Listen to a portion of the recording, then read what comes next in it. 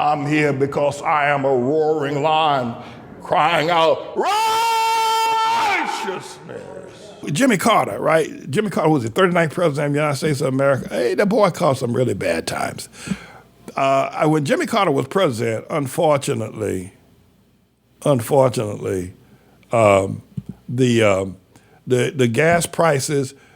Some of y'all too young to remember this. Other y'all are old enough to know that people ran out of gas and had to push their cars to the gas station.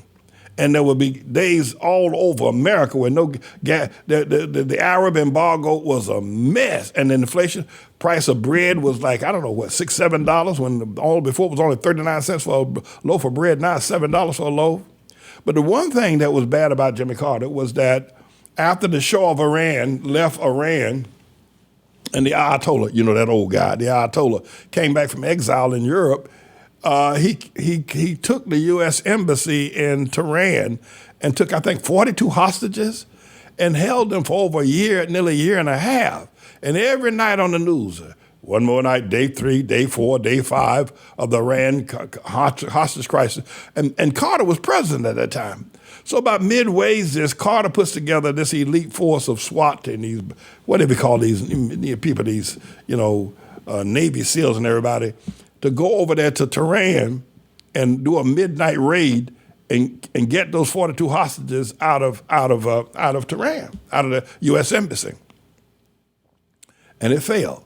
One of the helicopters blew up in the desert, another plane exploded, and the thing just went to me. And so Americans stayed in captivity in Tehran there in the U.S. Embassy for more than a year and a couple of months. And during the time Carter was president, so the boy got a bad break. The boy got a bad break. I mean, times were just rough. By the way, I know you probably don't believe this, but I had breakfast with Jimmy Carter. I did. I just got out of prison, right? And I was a secretary at the Baptist Ministers Conference. Me, secretary, right? Secretary. I'm the secretary. So Jimmy Carter was running for re-election, so he sent his press people, his election people, sent a note to the conference, the Baptist Ministers Conference in New York City, the Greater New York vicinity, to come to the White House for breakfast. I'm a secretary, so I went. I just got out of prison, right? They didn't know it. So I went down there. They didn't check there and ask me where I come from. They let me walk right in there, sit down there, and Carter sitting at one table, I'm sitting at the next one. Eating scrambled eggs and toast with marmalade. Y'all eat marmalade? Marmalade, big old pots of coffee and tea. They had a bunch of buns and cinnamon, enough white icing all over the place. All day the table was set up. It was the joint. Anyway, I'm eating my way out of out of depression. But, I was there and I had breakfast with him and everything. Then he got up and he did some talk and we all listened to him and everything. But I was a secretary, so I had to report everything. I had to record everything because a group of other pastors went down there with me. But, I think I had to pay your own plane fare, though. I did. Yeah, you had to pay I think, what it cost. At that time, they had a shuttle flight between New York and Washington, D.C. It took like a half an hour to get down there. I don't know what I paid, $90, maybe less than that, to fly to Washington. Then we all got on a bus or something. And we all went to the old Federal building or something, I think it was called. Really wasn't the White House, it was the old, anyway. But, so I took a picture with him. He's standing there smiling, I'm standing there smiling, we're taking a picture. So I sent it home to North Carolina to my parents, to my mother. And my sister and brother said, "That's a fake. You have put that, what do you call it? That's a fake. You ain't been, had no breakfast with Jimmy Carter. This is a fake. You just got out of prison and you still lying." I said, "Well, this is a real thing. That's a fake. Everybody in North Carolina, all the people in that little town I drove to, that's a fake. He's a con man. He's a fake.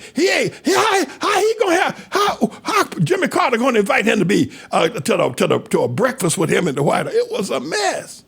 They didn't believe me.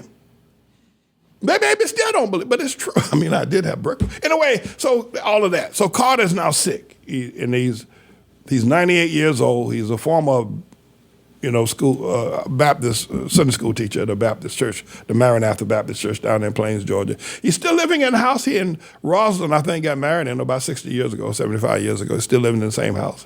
The unique thing about Carter is that Carter was raised in a period in Plains, Georgia, where initially the house he was born in had no plumbing, no running water, had a toilet. You had to go outside of the house at the middle of the night or in the middle of the day if you had to use a toilet and sit in a little wooden house with a stool in it and do your due. Well, that's what he did for many years as a boy. And I did that too. But worse than that, Carter, when he was first born there in Plains, Georgia, lived a very simple life. His parents didn't have electricity in their house. Imagine that. The man has spanned 2 centuries, right?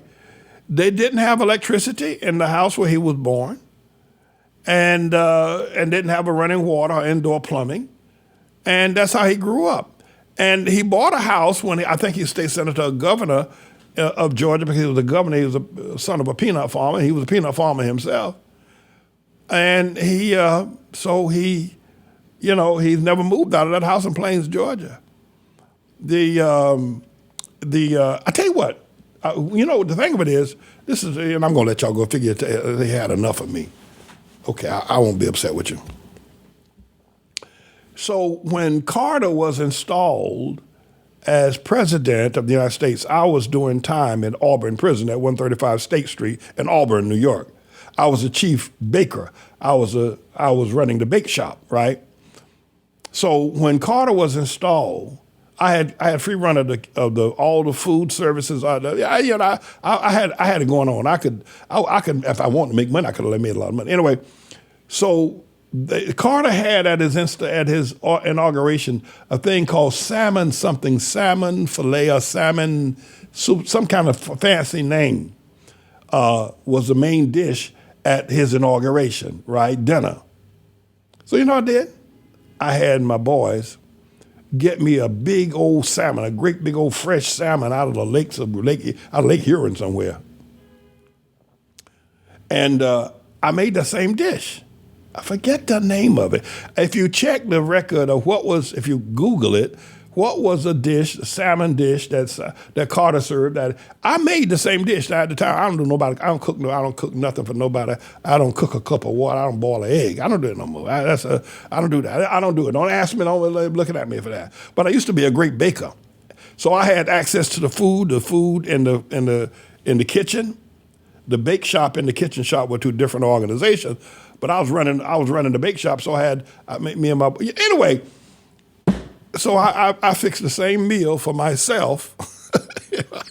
It's the absolute truth. I fixed the same meal for myself that Carter had for his inauguration.